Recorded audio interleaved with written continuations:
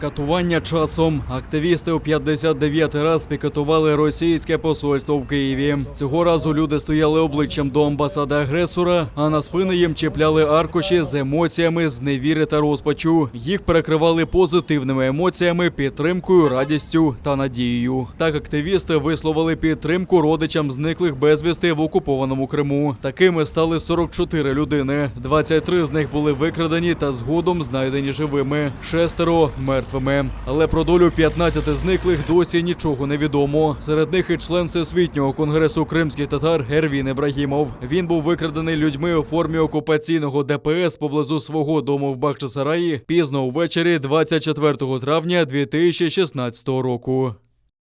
Катування часом може здійснюватися в таких брутальних формах, про яких ми кілька років тому навіть не здогадувалися. Наприклад, наприкінці 2020 року до Ервіна Ібрагімова, до його батьків, надійшов лист від так званого суду в Армянську, де вимагали його примусового приведення в якості свідка у справі Мустафи Джемілєва. Уявіть собі, який це стрес, які це психологічні катування для батька і матері Ервіна Ібрагімова, які 5 років чекають справедливості.